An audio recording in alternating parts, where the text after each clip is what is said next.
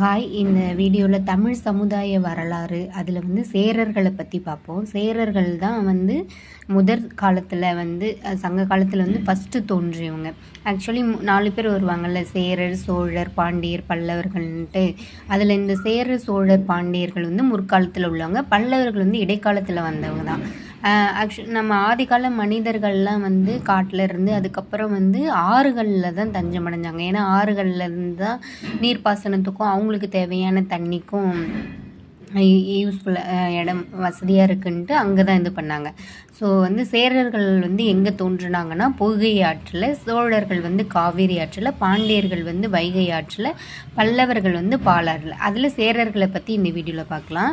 சேரர்கள் first உருவானாங்க. இந்த 3 பேரில் first உருவானவர்கள் யாருன்னா சேரர்கள் தான். எங்களுடைய தலைநகரம் வஞ்சி, அதாவது இப்போ நம்ம கரூர்னு சொல்கிறோம்ல. அது ஆட்சி பகுதி எங்கெங்கெல்லாம் பிடிச்சிருந்தாங்க அப்படின்னா ஈரோடு, திருப்பூர், கோயம்புத்தூர், நீலகிரி அண்ட் கேரளாலையும் பிடிச்சிருந்தாங்க. இவங்க உயரமான மலைப்பகுதிகளில் மட்டும்தான் ஆட்சி புரிஞ்சாங்க. இதில் நிறைய மன்னர்கள் இருப்பாங்க. அதில் 2 மன்னர்களை தான் அதிகமாக நம்ம பேசுவோம். யாருன்னா இமயவரமன் நெடுஞ்சேரலாதன், அவங்களுடைய மகன் தான் சேரன் செங்குட்டுவன். இமயவரமன் ஏன் பேர் வந்துச்சு அப்படின்னா, இவர் பேர் ஃபஸ்ட்டு நெடுஞ்சேரலாதன் தான். அதுக்கப்புறம் இமயவரமன் ஆட் பண்ணியிருப்பாங்க. ஏன்னா இவர் இமயமலை வரைக்கும் போர் எடுத்து போய் அங்கே உள்ள மன்னர்களை வென்று அங்கே இமயமலையில் இவங்களுடைய சின்னமான வில்லம்பை நட்டு வச்சுட்டு வந்ததுனால இவருக்கு இமயவரமன் அப்படின்னு பேர் வந்துச்சு. அவங்களுடைய மகன் தான் சேரன் செங்குட்டுவன்.